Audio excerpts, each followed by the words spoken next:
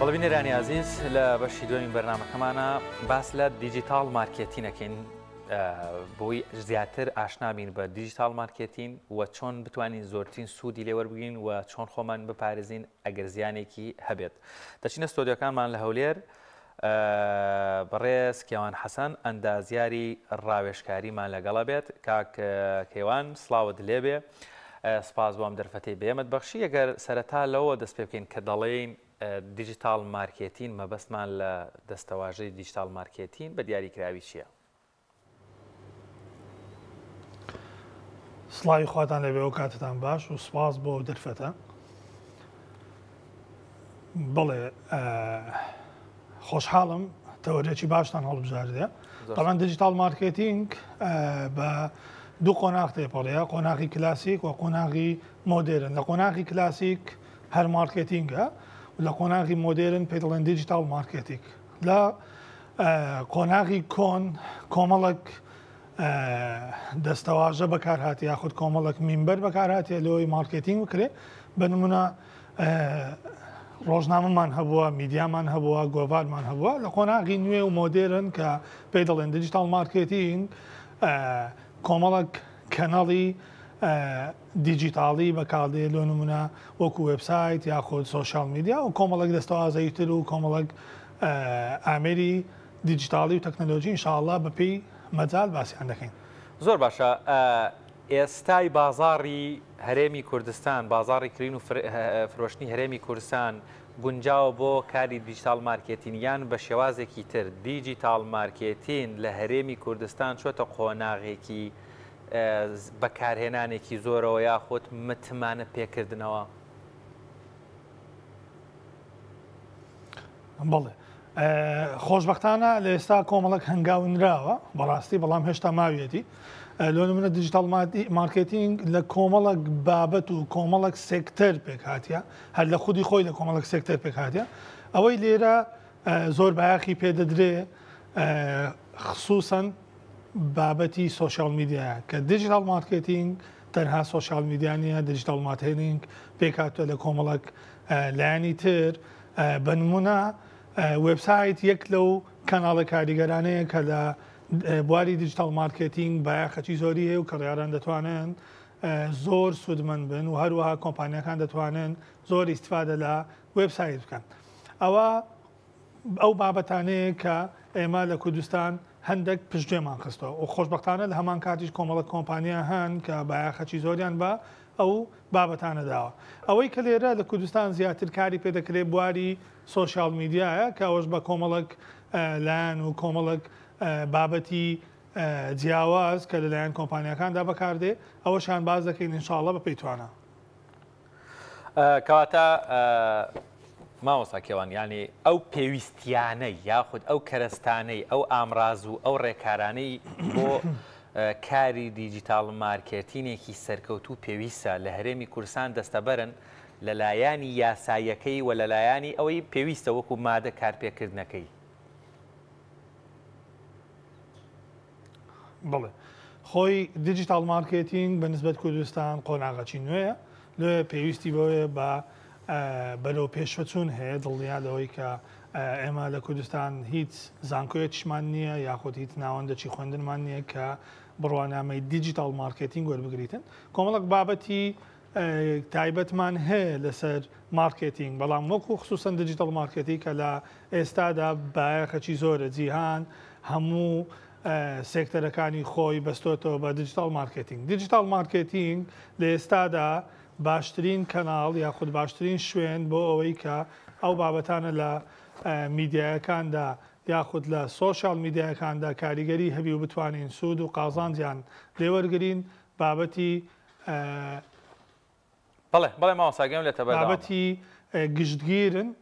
بەڵێ جان، بابەتی گشتگیرن و ئەو بابەتە گشتیانەی کە ئێمە دەمانەوێتن سوود و قازانجیان لێ ببینین لە کوردستان تەنها سۆشیال میدیا. ئێمە نامانەوێت جگە لە سۆشیال میدیا هەموو ئەو کەناڵانەی کە هەیە لۆ نمونە لە ناو دیجیتال مارکێتینگ هەروەکو ئاماژەم پێدا وێبسایت یەک لە کەناڵ و یەک لە میمبەرە زۆر گرنگەکانە و هەروەها ئیمەیل کە لە کوردستان زۆر پشتگوێ خرا. ئیمەیل یەکێکە لە هەرە قۆناغە باشەکان بۆ ئەوەی مارکتینگی پێ بکرێ و لە ئێستادا لە کوردستان بابەتێکی تریشەیە کە زۆر گرنگە بەڵام پشتگوێ خرا ویشان ڤایبەر ئەدڤەرتایزینگە کە لە ڕێگای ڤایبەرەوە دەتوانی زووتر بگەیە هەموو ئەو کڕیارانەی کە دەتەوێتن بنمونە لە ڤایبەر ئێستا دەتوانین بەپێی ئەو داتایانەی کە هەمانە دەتوانین ئاڕاستەی مارکتینگەکانمان بە دیاریکراوی بپێچین بنمونە دەتوانین لە ڕێگای ڤایبەرەوە هەموو ئەو بزنسمانانە دیاری بکەین کە دەمانەوێت مارکتینگیان لەگەڵ بکەین دەمانوێت پزیشکان دیاری بکەین ئەندازیاران دیاری بکەین دایک و باوکان دیاری بکەین یعنی بە گوێرەی زۆری بازرگانیەکە دەتوانین لە ڕێگای ڤایبەرەوە سوودمەند بین لە دیجیتال مارکتینگ یاخود مارکتینگ. مامۆستا کەیوان بابەتێکی تر کە تۆ هەر بابەتێکێتە نێو کۆمەلگا یاخودێتە نێو ژیانەوە واتە بوو پێویستیەک هەبووە بۆ پڕکردنەوەی فەراغێک بووە. دیارە لە ئێستا توانین بڵێن ژیاری کۆمەلگای کوردەواری ئەوەندە سەرقاڵی بۆ تاکەکانیان بەشێک لە تاکەکان دروست بۆ ڕەنگە دەرفەتی بازارکردنێکی یاسایە نەبێ سوود لە بازارکردن یاخود دیجیتال مارکتینگ بکەن ئەمە لەلایەکی تریش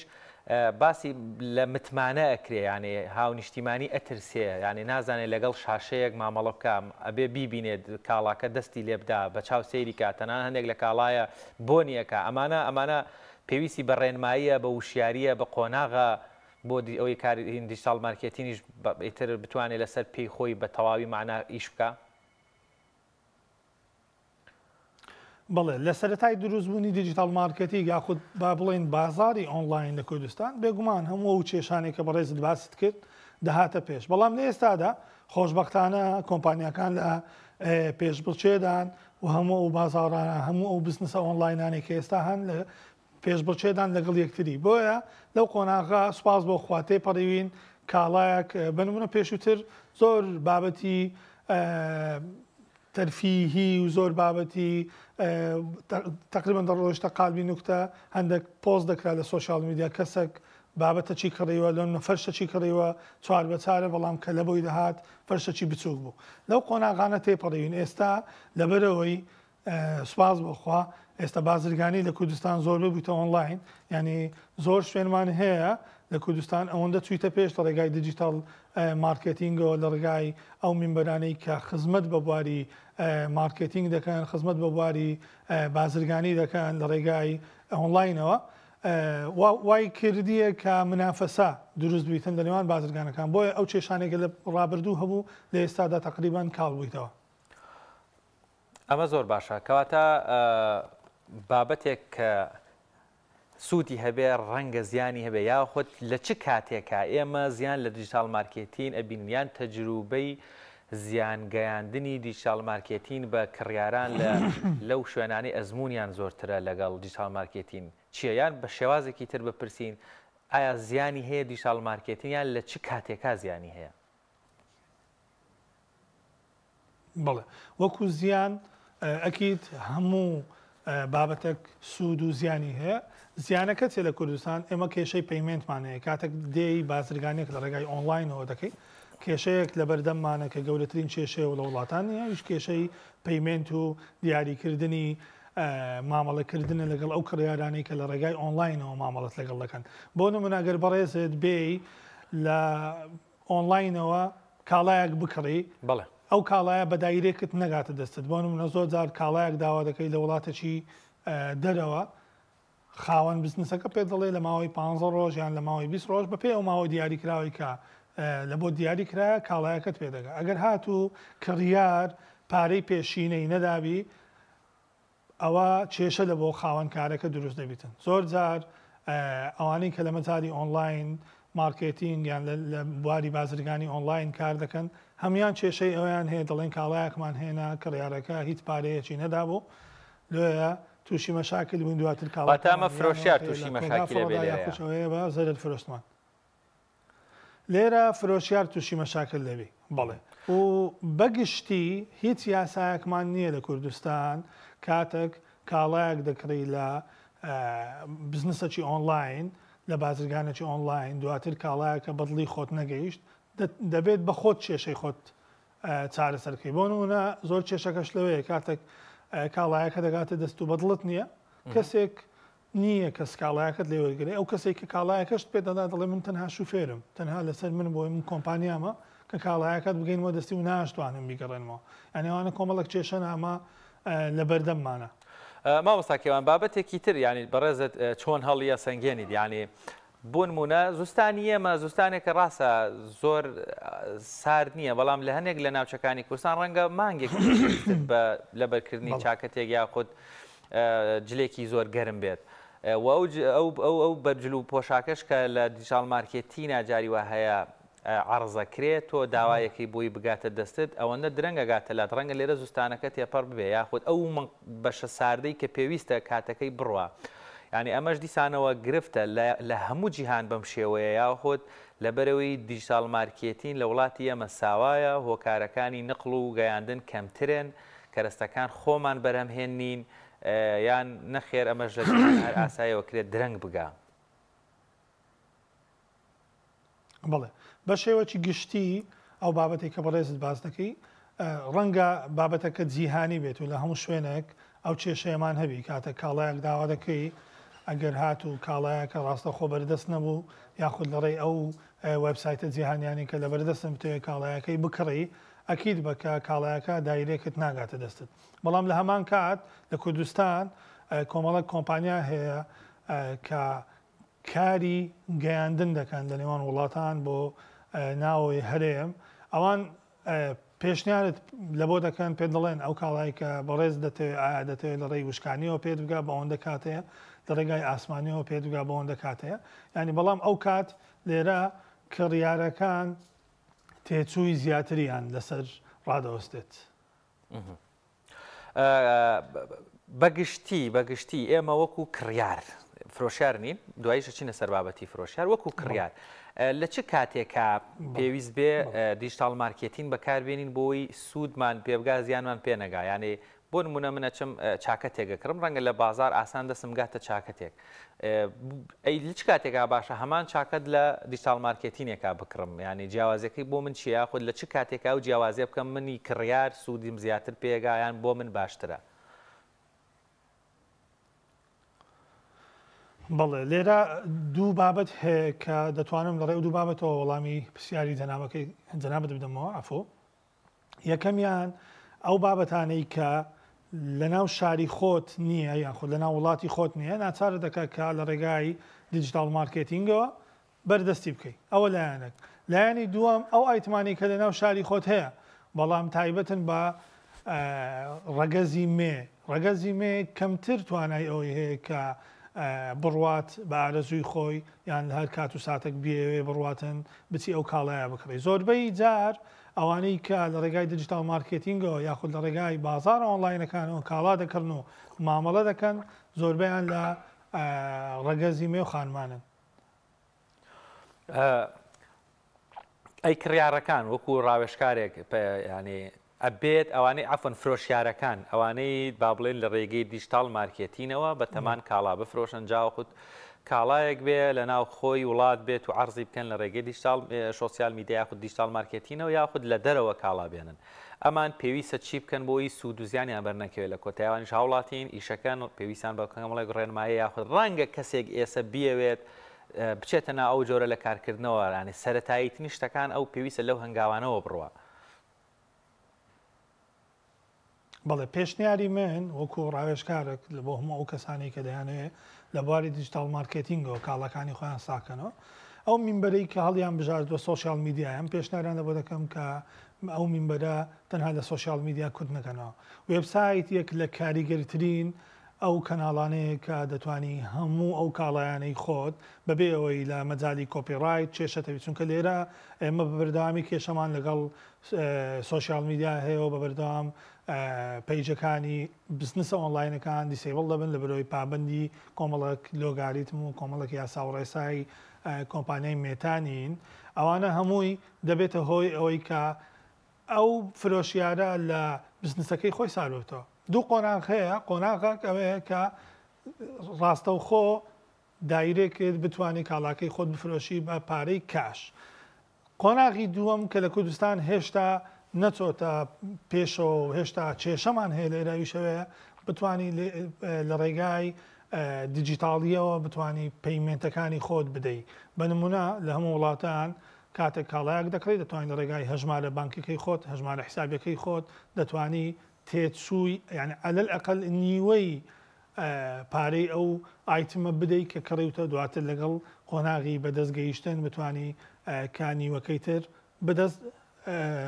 بخەی بەڵام لێرە ئەمە کێشەمان هەیە لە کوردستان ناتوانین 100% حەقی فرۆشیار زامن بی و حەقی کڕیاریش دیسان زامنیار وەکو باسشم کرد لە بۆ هەردوو لایەن هیچ یاسایەکمان نییە کە بتوانێت ئەو سکاڵە بەرزکاتەوە و مافەکەی بەردەست بخات.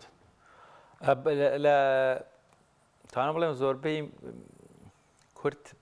ئەو حەزەی هەیە یاخود ئەو جۆرە لە بابەت لە جیناتمانمانە هەیە پێمان خۆشە مامەڵە بکەین یان تۆزێک خاترمان بگرێت تۆزە کەمتریان بە سعرێکی تر نابێ ئەمەش لە دیجیتال مارکێتینە نییە ینی هیچ یەک ئۆپشنت لە بەردەسایە بۆ نمونە ئەمە بای فلان ئەوەندە دۆلارە ئەی کەمتر ئەمە ئەی چ ڕێکایەک ئایا ڕێگا هەیە بۆ ئەوەی دیجیتال مارکێتینیش مەجای ئەوەی تێدا بێتەوە کەمێک داشکاندن بۆ بکرێ بۆ نمونە ئۆڤەریەوەی چەند پارچەی زیاتر بکرێکرێت لە پارچەیەکیان ناسەتا ئەوەندە داشکان بۆی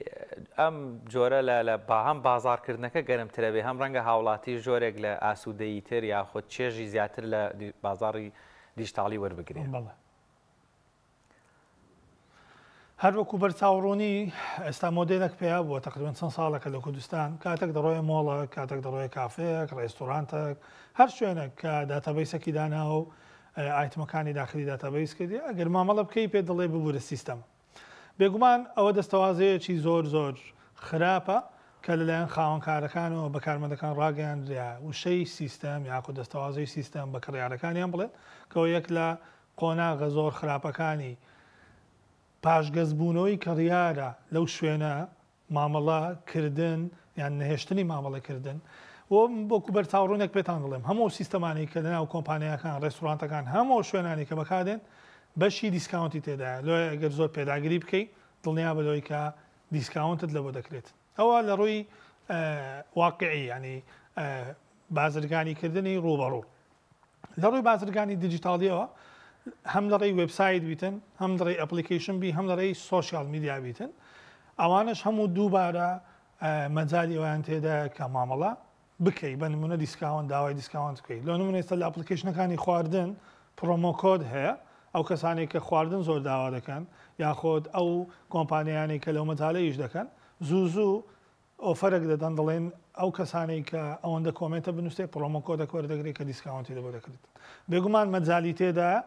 و کە جێبەجێ ناکرێت لە بەرچاوڕوونی کڕیاران ینی کڕیاران بەرچاوڕوونی ئەویان نییە کە ئایا دیسکاونت هەیە یاخۆت کە گوتیان سیستەمە ئەوە دەبێت تاو ئەو ژمارەی کە دانراوە سابت بکرێت. وڵاکە کێوان باست لە بابەتێکی زۆر گرنگ کرد پێم وایە ئەمە بۆ هاونیشتیمانیان گرنگە بۆی منیش هەوکو تاواکاریەک بۆی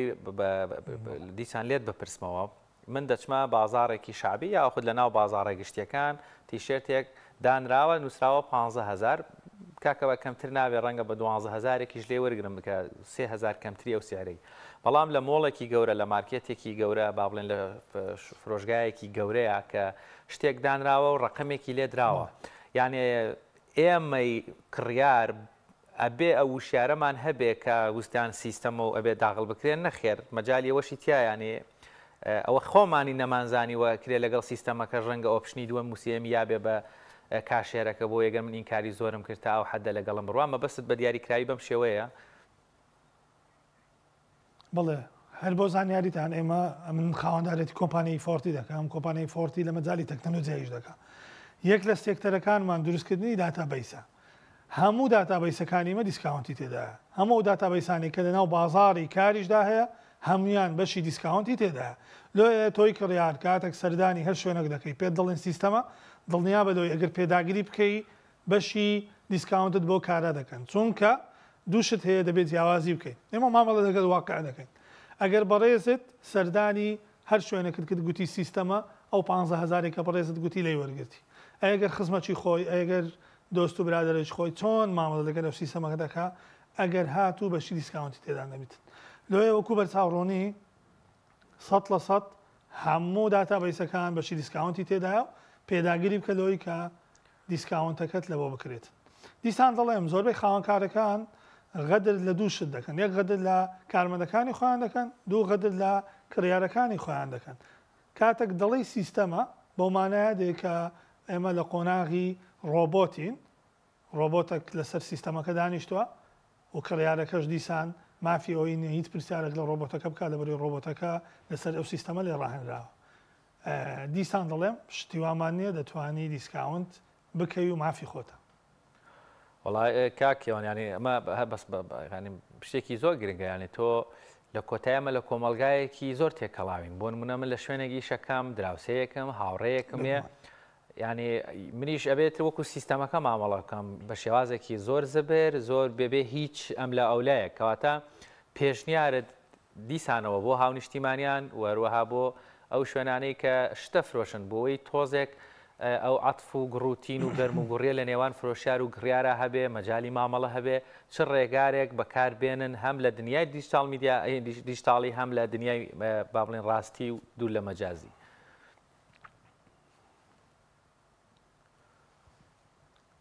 بەڵێ هەروەکو ئاماژەم پێدا بازرگانیکردن لە دروستبوون و هەبوونی مرۆڤایەتیەوە هەتاوە کۆمڕۆ هەر بەردەوام بە بەڵام بە کۆمەڵە قۆناغ تێپەڕێ ناکرێ کۆمەڵە گۆڕانکاری هەیە لە بازرگانی قەدەغەی بکەین لە برۆی پێم بڵێن کاوە سیستەمە یاخۆت سیستەماتیکە ئەستان سیستەماتیک یاخۆت سیستەم و دیجیتال مارکتینگ لە قازانج و سوودی کڕیار و فرۆشیارە نەک بەرتەسکردنەوەی هەنگاوەکان یاخود بەرتەسکردنەوەی ڕێکارەکان کە تایبەتە بەکڕین و فرۆشت بە پێچوانەوە دیجیتال مارکتینگ دەبێت کاتمان لە بۆ بگەڕێنەوە ئەستان دیسکاونتمان لە بۆ بکە و ئەمن پێشنیار دەدەم هەموو کۆمپانیانەی کە لەلای ئێمە سیستەم دروست دەکەن اینجا چ وێبسایت بیت ئەپلیکیشن بی مۆبایل ئەپلیکیشن بیتن هەرێک لەوانە ئێمە پێیان دەڵێن لە شۆڕومەکەی خۆت ئەگەر ئایتمەک هەیە بە 20 دۆلارە هەوڵ بدە لە ڕێگای کەناڵی دیجیتال مارکێتەکانت دیسکاونتەشی لەوە بکە لۆی کڕیارەکانت فێری ئەو مۆدێلە ببن کە پێشوازی لە دیجیتال مارکتینگ بکەن لێرە کۆمەڵک قازانج هەیە بە نمونە من دەمەوێت دەست بە بزنسێک بکەم بەڵام توانای ئەوم نییە کە شۆڕومێک دروست بکەم توانای ئەوم نییە کە ئۆفیسێک بەکرێ بگرم توانای ئەوم نییە کە پێویستی بەوەیە جلوبەرگ دابنێم پێویستی بە شۆڕۆمبی پێویستی بە کۆگابی پێویستی بە کارمەندبی ئەگەر هاتوو بە شێوازێکی دروست دیجیتال مارکتینگم بەکارهێنا دڵنیا بە لۆی کە پێویستم بەوە نابێ بە هیچ شێوازێک هیچ شۆڕومەکەم هەبیتن دەتوانم لە ڕێگای دیجیتال مارکتینگ و هەموو ئەو کەناڵانەی کە کاری بە بزنسکردنی ئۆنلاینمان لە بۆ دەکەن دڵنیا بە لۆی کە زۆر سوود و قازانجی دەبێت. زۆر باشە کاک کێوان کاتی زۆر کەممان لە بەردەستماوە ئەگەر بابەتێک یان پەیامێکی تر تابەتت هەبێت لەسەر دیجیتال مارکتین و ئێمە پەیمان پێ نەبردبێ پێم خۆشەوە کە پەیامی کۆتایی ئاماژەی پێ بکەیت. بەڵێ من دەمەوێت باسی ئەوە بکەم کە ئێستا کۆمپانیایەکان زۆربەی کێشیان هەیە لە سوۆشیال میدیا پێشنیاریان لێ دەکەم بپەڕنەوە سەر قۆناغی دیجیتال مارکتینگ بەشی وێبسایت کە لێ ڕێگای QR کۆدێک زۆر بە ئاسانی دەتوانن کڕیارەکانی خۆتان لە کۆپیڕایت بپارێزن کڕیارەکانی خۆتان لە پەیجە ناتەندروستەکانی خۆتان بپارێزن چونکە پەیجەکانی ئێستا پابەندینە بە بواری کۆپیڕایت پابەندینە بە لۆگاریتمەکان شارەزاییان نییە لە بەڕێوەبردن شارەزاییان نییە لە سپۆنسەرکردن ینی خەڵکێک دێ لە 1 ساڵ کۆمەڵک پارە و سەرمایە سەرف دەکات لە کۆتایی پەیجەکەی ڕادەوەستیتن ئەوە نائەزمونیە و ناشارەزاییە لە ئەو بابەتە هیوادارم کە هەموو ئەو کەسانی کە لە بواری دیجیتال مارکتینگ یان لە بواری تەکنەلۆژیاوە بابەتیان هەیە پێشنیار دەکەم کە خاوەنکارەکان یاخود خاوەن کۆمپانیەکان خوێندنەوەیان هەبێت بۆ هەموو ئەو پێشهاتانەی کە ڕۆژانە لەناو میدیای کوردی یاخود لەناو سۆشیال میدیای کوردی دێتە پێش و گرنگی پێ بدەن بۆی بڕۆنە قۆناغی دیجیتال مارکتینگی ڕاستەقینە. بەڵێ زۆر سپاس بۆ بەڕێز کاک کێوان حەسەن ئەندازیاری ڕاوێژکار لە سۆدیۆکانمان هەولێرەوە لەگەڵ مام و سپاس بۆ ڕوونکردنەوە و زانیاریەکانت.